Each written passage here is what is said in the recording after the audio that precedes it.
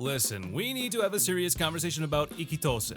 If there was a literal hall of fame for anime that actively try to ruin your reputation in public, this show would have its own dedicated wing, complete with a golden statue. You go into this thinking, oh cool, a martial arts anime based on Romance of the Three Kingdoms. I love history, I love combat. What more could I ever want? You naive soul, you're already cooked. Because Ikkitousen doesn't just flirt with the line of appropriateness, it sprints past that line, fast, and does a backflip, and destroys the line with a super move, and you get the gist. The fights in this show doesn't end with a knockout, they end with what I like to call a tactical clothing destruction move. You'll be locked in on a serious battle strategy, analyzing the power levels, and then BOOM! Framing that leaves absolutely nothing to the imagination. There is no safe arc, there is no filler episode, there's no relaxation. The show is loud, unapologetic, and honestly, kind of based for how little it cares about physics or modesty. If you watch this on a plane, you're not just brave, you're asking to be put on a no-fly list. And I already am on 3. Guilty. And that brings us to why we're all gathered here today. Stop lying to yourself, I know exactly why you clicked on this video. We all know why you're here. Yes, I mean all of us were watching you. You didn't see this thumbnail and think, ah yes, I'm looking for deep geopolitical commentary and philosophical themes regarding the human condition. No, you clicked because you are a man of culture. They're talking about the shows that are not normal anime. The type of shows that trigger your fight or flight response, where you lower the volume to 1, check the door a look twice, and pray to the anime gods that nobody looks at your monitor. The fan service is out of control. The questionable scenes spawn at the absolute worst possible moments, usually when your mother walks in. But here's the kicker, the absolute tragedy of it all. Most of these anime are actually pretty good. The plots slap, the animation is crisp, and that is exactly why you can't stop watching them even though they are a PR nightmare for your social life. So today, we aren't doing a countdown, we are auditing your search history as we speak. We are diving into the Door Locked tier list. The anime you absolutely cannot watch in public. And if you've seen even one of these without getting caught, you devious dog you, what a menace.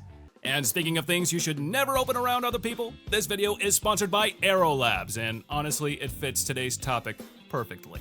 If you're into cultured anime style experiences, immersive storytelling, visuals that are best enjoyed in private, then you already know the kind of games I'm talking about here. EROLABS is a platform dedicated to high-quality, spicy mobile games, offering a wide variety of genres, from story-driven romances to visually stunning titles with incredible art. What makes EROLABS stand out is that they're constantly launching new games and new genres, so there's always something fresh to explore. And right now is actually the best time to check it out. EROLABS is celebrating its 5th anniversary, where players can earn lottery tickets by completing event missions, with a total prize pool worth 1 million e-coin. On top of that, during the campaign, e-coin top-ups receive an extra 20% bonus, giving you more value during the event. If you want to explore the games, stay updated on new releases, or join the community, check out the link in the description down below. And remember, these games are for mature audiences. So maybe don't open them in the living room, okay kids? Now let's get back to the anime that will definitely get you in trouble. Let's slide right from the blatant chaos of Ikkitousen into something that tries to trick you with game mechanics. And I'm talking about the hidden dungeon only I can enter. At first glance, this feels like your standard run-of-the-mill fantasy power-up anime you've seen 1,000 times, right? But then you realize how the magic system actually works.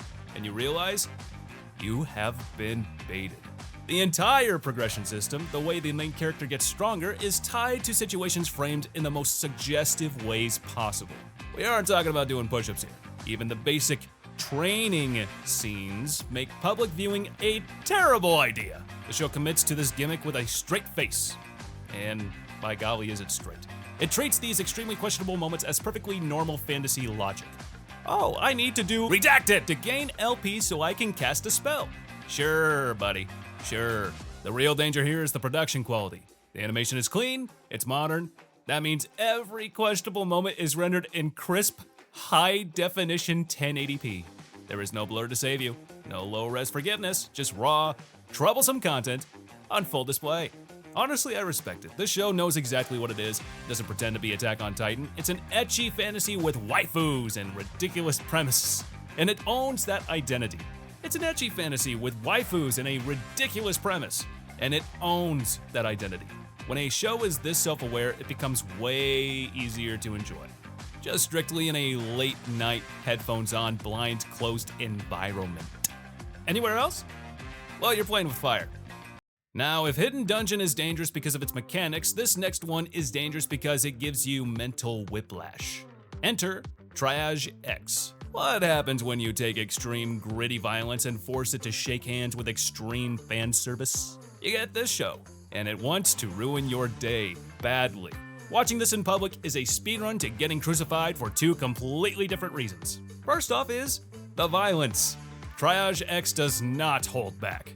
We are talking blood, torture imagery, morally dark themes that appear without warning. Watching that on a shared screen on the subway is, well, that's kind of a red flag there, buddy. But then the second problem hits, and it hits hard. The anime constantly blends this explicit framing with life or death situations. You'll be watching a serious action scene, bullets flying, stakes high, and suddenly the camera makes a bold choice that absolutely does not match the mood. It's like the cameraman is fighting a war against the tone of the show.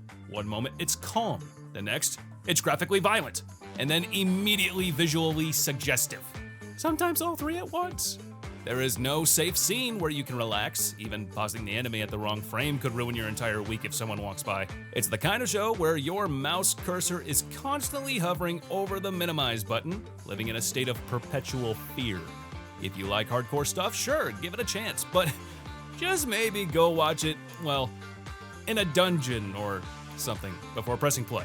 And from the darkness of Triage X, we move to something that confuses me deeply. Upotte.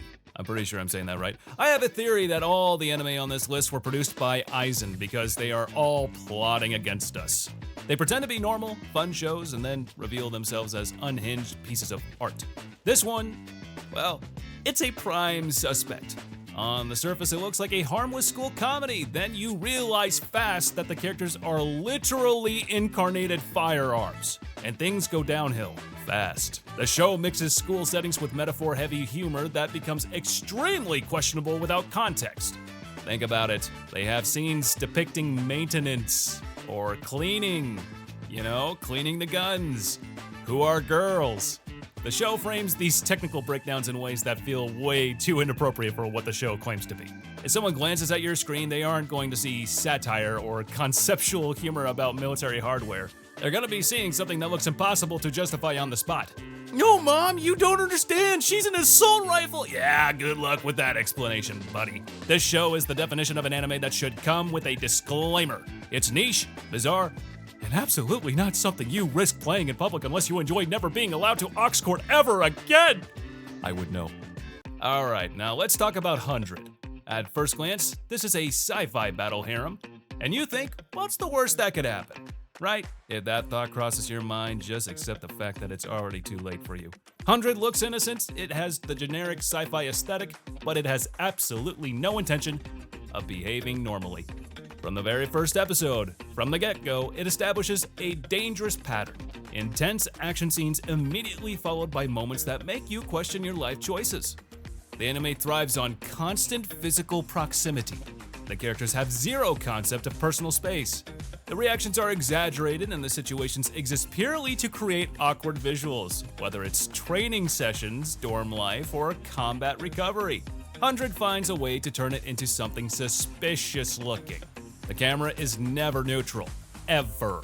It always knows exactly where it wants to look, and that's the trap. It's not the most extreme anime on this list compared to Ikkitousen, but that subtly is what makes it more dangerous. It tricks you into thinking it's safe until it isn't. And by then, well, the damage is done. Your reputation's gone, and watch it only if you're in the right mood and the right place, which is a locked room in Canada. In Canada. Yeah, Canada. Speaking of confusion, we have to talk about Kämpfer. This show is absolute chaos, which makes it wildly unsafe outside of private viewing. We're talking about gender swapping, exaggerated reactions, and constant visual jokes that combine into a cocktail of what am I actually watching right now? The anime thrives on misunderstandings and shock value, and it loves framing scenes in ways that feel intentionally awkward. Uniforms, transformations, physical comedy. It all blurs together into moments that look Wrong, depending on who is watching over your shoulder. The funniest thing about Kämpfer is that it effectively has no story whatsoever. It's just a guy turning into a girl who goes to a segregated school. Throw in a few random fights, ta-da! You have a show! The characters don't know why they're there. They don't know why they're fighting all the way to the very end. And the explanation is some weird sci-fi nonsense. Yeah, that really answers that question. But let's be real. It's a buffet for degenerates. You get every type of waifu. The tsundere, moe, everything in between, you name it. It's a mixed bag. Some of it feels good. Some of it leaves a cringe taste in your mouth. But we all know what you're watching for, so just don't do it at the library. Understand? Now let's pivot to a different kind of danger here. The quiet kind. Walkure, Romanze. This anime takes an elegant sport, medieval jousting, and somehow turns it into one of the least public-friendly anime imaginable. The contrast alone here should be illegal. The tone here is oddly calm, which somehow makes everything much worse. There's no loud warning like Ikkitousen, no exaggerated chaos like in Kämpfer, just quiet, deliberate framing that looks extremely questionable without sound or context. This is just the kind of anime where even pausing at the wrong second feels dangerous, huh? Listen, I know I've been saying that sentence a lot this episode, but it's true, damn it, it's true! The setting is at an academy, which is always a red flag in these lists. I mean, come on. Training scenes, tournaments, and daily life are repeatedly interrupted by moments that feel wildly out of place, but the show is smart. It builds false confidence. You start watching and think, oh, you know what, that's not bad, it's just horses in armor. And then out of nowhere, it drops a scene that makes you instinctively tilt your screen away from civilization itself. And in the midst of your recovery, you look around to make sure that you are still a functional member of society and not an outcast. It baits you into the comfort and then snipes you with fan service. Now moving into the top 3. We are done with the accidental stuff. We are done with the oops, I slipped moments. We are now entering the territory of pure, unadulterated intent. At number 3, we have Aesthetica of a rogue hero. If subtlety were an RPG stat, this anime would have it set permanently to 0. Most ecchi protagonists are shy, stuttering messes who panic if a girl breathes in their general direction. Not here. The show is different. It doesn't just cross the line, it camps there, builds a house, and invites the camera to stare. The story follows a hero who returns from another world after saving it, bringing the Demon King's daughter back with him as a souvenir. The main character, Akatsuki, is literally written as an unapologetic menace to society itself. He is confident, smug, and way too comfortable invading personal space. And that is why the show is a nightmare for public viewing. The show treats his behavior like a feature, not a bug. There is no build-up. You'll be watching a normal conversation and suddenly the scene escalates into something that looks incredibly questionable out of context. Honestly, Akatsuki might be one of the few harem protagonists who actually deserves the harem. He isn't dense, he's basically just a Chad. But that Chad energy translates to visuals that will absolutely get you reported to HR if you watch this on lunch break. The majority of the show is set in an academy, and in the history of anime, never has the combo of fan service and uniforms led to a peaceful viewing experience. It's a decent show, but you need to watch it in the depths of darkness. Please. At number 2, we have a title so long I need to take a deep breath before saying it. I couldn't become a hero, so I reluctantly decided to get a job. Not gonna lie to you, I was starting to miss these light novel paragraphs for titles, but this one is just oddly depressing. On the surface, this anime looks like one of those harmless fantasy meets workplace comedies. The hero fails to save the world, the economy crashes, so he ends up working retail at a magic shop. Sounds pretty wholesome, right? A struggle we can all relate to? Yeah, no. That illusion dies faster than your dignity. It is actually mind-blowing how aggressively this anime weaponizes fan service in the most unexpected situations. You are just not ready for how shameless this show turns basic retail training into an ecchi minefield. They're talking about scenes where they are just restocking shelves or explaining a product, and suddenly, boom! Camera angles that are enough to land your days in prison. Every episode finds a new excuse to zoom in, bounce, or accidentally frame things in a way that guarantees side eyes from anyone sitting near you. One second it's genuinely funny and clever, poking fun at corporate life and hero tropes. The next, it's doing stuff that absolutely does not belong on a bus, in a cafe, or anywhere with other humans. Well, unless, you're into that. The show knows exactly what it's doing, and it never lets you relax. Be honest in the comments, what's the longest anime title you've ever actually memorized? If you can type out the full name of that one reincarnated as a vending machine show without Googling it, then congratulations! You need to go outside!